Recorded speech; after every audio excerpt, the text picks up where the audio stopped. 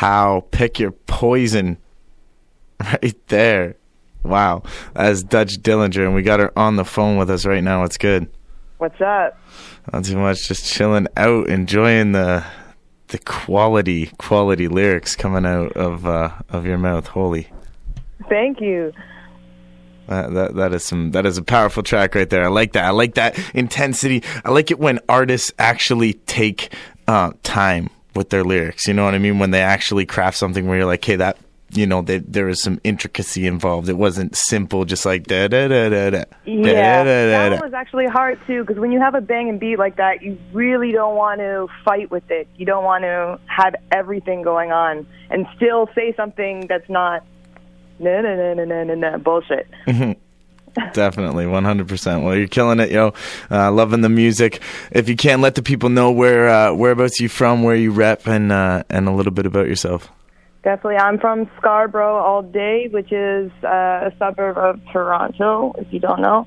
I'm still there now, actually. I rep it hard all the time. And it actually influenced how I came to rap, because everybody raps. Everybody listens to rap. That's how I kind of got into the culture. So somehow, some way, Duch Dillinger formed out of that city.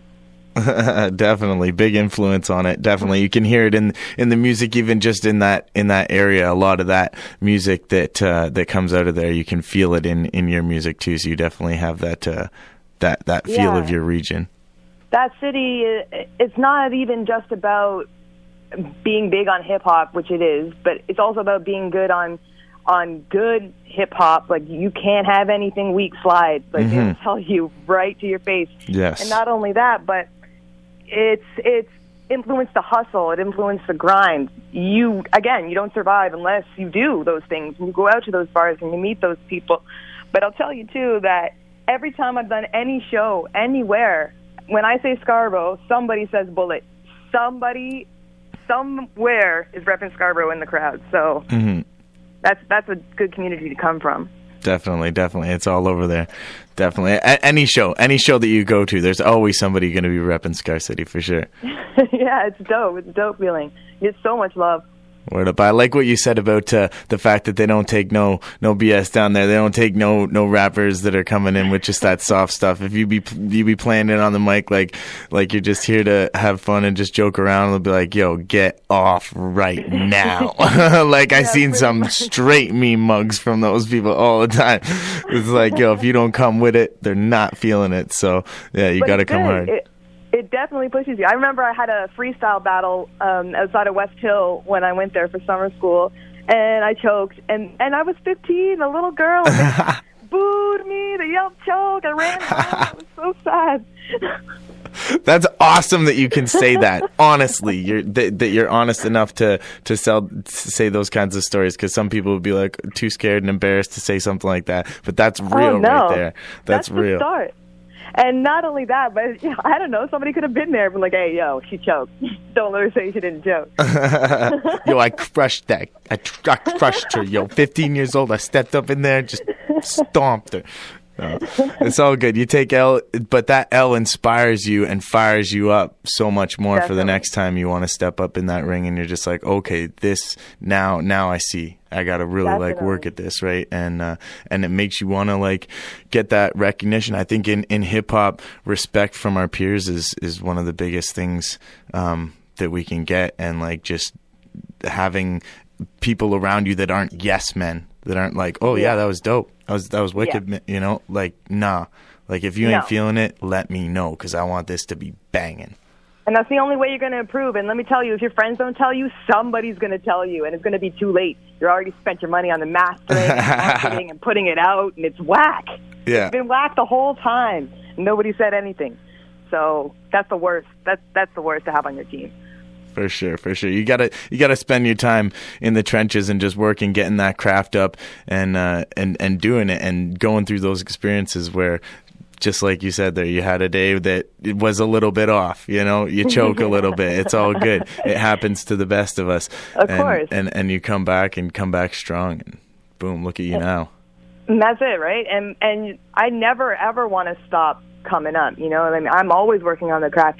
I just started running on the treadmill every day while trying to do my shows. Like, it sounds like crap right now, but maybe one day I'll be able to run and spit at the same time. Yo, and then, that's so smart. See, that's funny. Molly Gruesome was talking about this recently, just about how much she wanted to get into like running more because it helped her on the stage with like breath control and stuff, and she quit smoking. Yeah.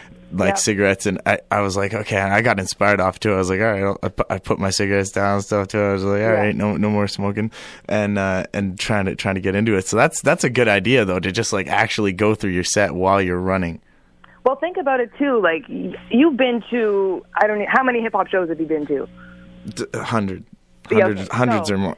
Of those hundreds of more, there has to have been a couple where you just stood there and just fell in love with hip-hop all over. You were just so amazed at the energy and what you were seeing before your eyes, and that makes you want to go home and do it. And I want to put on that show. Yeah. And one day, that's the goal, right? And you can't do that unless your cardio is up, your endurance is up, and your passion is up, really. 100%. That happened last night. I was out in London and got a chance to catch Sunreal again. And he killed it. And there's a couple of dope openers on that show too that were just like lighting it up, and I was just like, yes, I need this fuel for the fire. Yeah, for Beautiful. Sure. Inspiration. Well, there's a key for that, and Sunreal's amazing live. Yeah, definitely, guys, killing it. Word up. Yes, and you are too. You got the Annabelle Lecter mixtape. Yes, it's Annabelle. out. It's out. You got some music in the eardrums of people. It's out on DatPiff right now. Your website, though, if you can let the people know. My website. We are in the middle of redoing my website. I got a little surprise for it. It's taking a little longer than planned, but it will be back up there. I'm about to post it on my Facebook page right now and my Twitter. I'm /Duch Dilly on all platforms, so you'll be able to grab it there. /Duch Dilly. I should tweet right now. Do that live tweeting while we talk. That's what's good. That's it. I'm doing it too. Era. All right. Yes, y'all. So you're coming up to Guelph now too? We got you up here on April 26th. Yes. I'm excited. I love doing shows in new places that I've never been before. It's such a dope opportunity. I feel like I get to, I don't even know. I take it as a challenge. Even here, I take it as a challenge, but I just love being somewhere I've never been before, and a new crowd, a new experience. Definitely. No, it's a good feeling, and it's always a test sometimes, like when you come into a new spot and you're just like, okay, nobody knows me. So nobody's familiar with my music here. So like as soon as I get up here, I'm gonna smash this. And then as soon as that happens, and people in Guelph are awesome. We're really embracing of hip hop, and I just know your style and stuff up here. I can't wait. I'm excited to see it.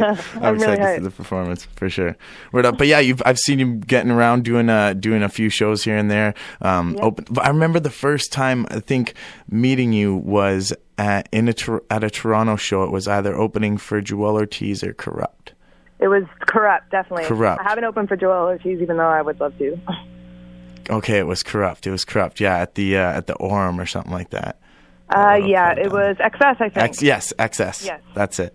Yes. Same club that the Joel Ortiz show was, but yeah, it was a Corrupt show. Yeah. That was dope. That was very, very dope. And like since then, I've seen your name continue to pop up, all on posters here and there and doing your thing, making music. And I love seeing that consistency in artists. Oh my gosh, really? Because I was afraid I wasn't being consistent enough. I've been trying my best, definitely. I've been everything I can do. That's part of my plan I've been trying to do, but what I've been realizing is plans aren't always, they don't go according to the plan. You need to be able to pick it up and run with it. And that is such a key trait to have in this business. 100%. Just the fact that plans don't go through, that always happens. I think in this industry, it's inevitable. What you want to happen never happens. So it's like you just kind of got to roll with the punches here and there. It's not always exactly what you wanted, but it might be somewhat of what you wanted, and you just kind of like, okay, we'll take this, we'll take that, build on it, and make it work. So, and sometimes it even works out better for you, or like fate just chops people out that weren't supposed to be part of the team, or things just happen. But at the time, you look at it like, damn, Like, that was supposed to happen. Yeah. Now. But, again, even when you're planning, there's so many variables. You can get to step 10 and then be like, well, this I can only do step 11 if this happens. So you got to wait till step 10 or have plan B ready, and C and D and E. And all the way down the alphabet, because it seems you need a lot of options here. Word up. One thing I wanted to ask you a little bit about is just your perception on the game as a whole. Being a female rapper, I was just having a conversation today with somebody about, we were talking about the Marshall Mathers LP2, and he was just like, we got into the topic of like white versus black and stuff like that in hip hop, and how much Eminem, I was just talking about how much he has like influenced the perception of hip hop as a whole to accept white rappers, you know what I mean, to be able to step into the game. And I'm wondering, for you, do you think there's any females out there that are really breaking that ground for you as a female MC, being one of the, you know, because at first white people were really like small amount of the hip hop, and same thing with females, and I think it's starting to change a little bit with both. So well, yeah, but if you look back, I mean, female MCs, they all played their part to breaking that ground. Kim played their part in her, a huge part. Raw Digga, MC Light, you know, fucking Lauryn Hill. Like, you can't. This has been around. This has been respected. And there was a little dip where there was absolutely none, or that really big. Nobody really in the mainstream, yeah. Yeah. And now it's starting to come back more and more, and the beautiful thing about it, and I mean, even Nicki, I'm not per se the biggest fan of all of her work, but I remember listening to her mixtapes, and they were banging. I loved Nicki back when I first heard Nicki. Mm-hmm. And I think she actually opened the door for a lot of people to come back and have a shot. Yeah. You know what I mean? Like, now, because one did it that big again recently in these times, now people are more, okay, when I say I rap, it's not really, which is what it used to be. Now it's like, let me hear you. Exactly. And see, that's what I wanted to hear, is how much that has actually changed the perception of people. Definitely. It's huge. It's huge.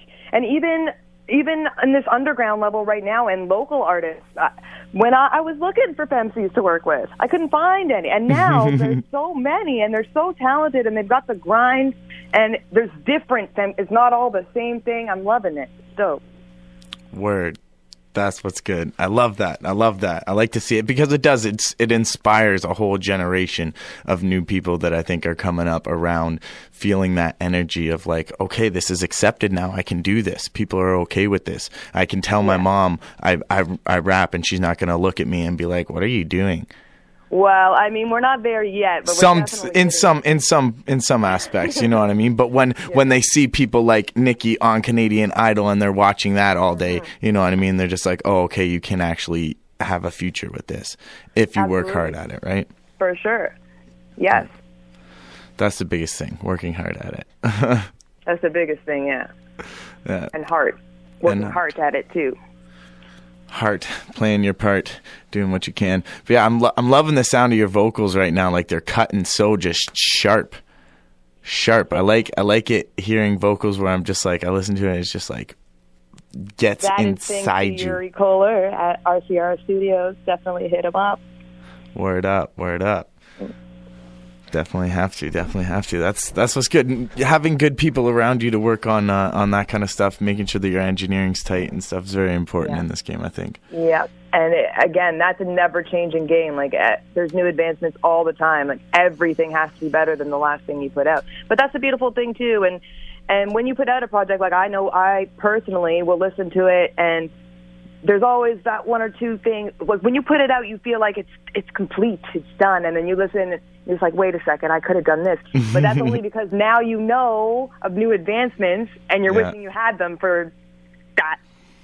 Yep. So your next one has it. Oh, yeah. And same thing. Even just confidence that you gain as you go along as an artist. I always notice this running a studio here in Guelph and recording a lot of artists here, just seeing them when they record the first song on their mixtape to later when they're finishing it up and they're recording their last song, and they're just like, why doesn't my first one sound as good as my last one? And the mix is the exact same, but it's just their confidence in their delivery and how much more comfortable they get in the booth and with themselves as artists. Like the more songs that you do. And little things you learn, you know, as you record. Yeah. You know how far to stand from the mic. You know how high it has to be. You learn about pop filters and how you can't, you know, record just anywhere with anything. And you can go on. Like my first mixtape, I know I recorded in the basement with absolutely nothing. You know, and when I listen to it, I'm just like, no, I hope nobody hears this. But at the same time, you know, so it's like, I hope everybody hears it one day. Do you know what? Just this conversation and a few other ones that I've been having recently are kind of inspiring me. I want to start this, like, teaching younger kids like the actual process of recording and stuff, because even simple things like that, like how far to stay away from the mic and stuff like that, are just little tricks of the trade that some people, when they're first starting, you don't really know that stuff, right? Absolutely. And I just wish there was somebody there that had a kind of told me that information. It feels like there's no platforms out there for any people to kind of learn simple things, even just simple stuff like when you're first coming out, work off mixtape beats and jacking beats. Don't spend $300, $500 buying a dope beat when your raps aren't good enough to make a good track to make back that money. Well, it's the same thing as a car, right? You don't buy a Lamborghini Diablo as your first car. You're going to mess it up. Like, you get a beater. And then you get a Lambo after the fact. Yes, exactly. Great analogy. Perfect. Yeah. So something simple like that, just little YouTube videos or something, or just like a little, you know, a couple minutes here and there, just talk and kind of put the information out there for people, and hopefully they check it out. That's definitely a dope idea. I wish somebody was out there telling me that kind of stuff. It's simple stuff, even when it comes to booking and stuff too, like how some promoters and booking agents just will mess you right over, and other ones, like, I've heard some horror stories out there. Yeah. Be careful, kids. Be careful. Be wary of the free lunch, kids. And people who have huge promises and big things. Oh, I'll hook you up with this and this and this. And if they talk a lot, usually they don't do much. But where are they right now? And who have they done this for before? Exactly. And even if they have, are they anything like you? There is no formula for this. It is, and if there was, I'd be it. I'd be already popping. But it's trial and error, and everybody's different, and every brand and every sound. And it's hard because it's always changing. All those things are always changing because you change as a person. So timing is really everything. Timing and practice. Definitely. Very important to take into consideration. Timing's something that a lot of people don't really understand in this music industry. I remember just having simple meetings with people where they were telling me about like how a certain record would pop simply because they dropped it like in May, just before the summer hit, and then it had that vibe that carried out throughout the entire summer. It came a smash hit for the summer. But if they had to drop that same record in November, it would have flopped. Yep. And then by the time next summer comes around, nobody would even know what that track was, or where, you know. Yeah. So it's all those little things. Like, you have to be everything if you're going to be an independent artist. You have to know how to do everything. You have to be good with the right and the left side of the brain, and the right and the left hand. You have to be good with every part of your body. Like, you have to be an accountant, and I even make my own clothes sometimes. Like, you got to do everything. Make your own clothes. That's what's good. Molly Gruesome does the same. What you Yeah. Yes. There's only so much money, and you got to spend it in the right places at the right time. Got to be smart with it. Intelligence. And lucky. Yes, that helps a little bit too. Being in the right spot at the right time. Yeah. And knowing the right people. Definitely. Making sure that you have good connections. And also, I think one of the biggest things, and I keep seeing this in the industry, is just stay humble. Just people don't cop a massive ego and don't think that you're super better than everybody else, like because you've got this or you've done that or you know what I mean. Just drop that. Treat everybody as equals, and I think that's what's really going to make a difference for yourself. Well, I mean, I don't think really anybody can say that they're self-made. Nobody can say that they're self-made if they have any kind of success. Somebody somewhere helped you, and you got to remember that at all times. Mm-hmm. Try to anyway. And I know it's hard when you And again, one of my favorite M lines, like, we'll probably never get the props we feel we ever deserve. Like, that's Eminem saying that. He feels like he doesn't get his props, okay? Eminem. So that means even when we feel like we're not getting our props at the lowest level, that doesn't mean we go out and we have to act arrogant to try and get them. Because that arrogance, first of all, unless you're Kanye and you have those hits and you have those things to back it up, probably a lot of people aren't going to want to work with you. Yeah, he's probably the only one that can be that arrogant, and people are still going to be like, all right, okay, I want a Kanye beat. All right, let's do it. Let's try it. That's funny. But exactly, I mean, if you have the walk, right? Only then. Yeah. Talk the talk and walk the walk. Word up. That's it. That's it. That's what's good. All right. Well, much respects for giving us the time to talk a little bit, get a little bit deeper into your background and stuff, find out about your music. I'm excited to have you here in Guelph. April 26th. Thank you for having me. It was a dope conversation. I love talking hip hop. Word up, word up. We'll definitely have to catch up again. I like to do these at least, every 6 months or so. I'll try and hit you up. We'll touch base. For sure. Okay. So I will definitely keep in contact with you, and I'll be seeing you guys in a couple of weeks. All right, word up. Your Twitter is at Duch Dilly. Go and follow her right now, people. And you can check her out on her website and download her latest mixtape as well.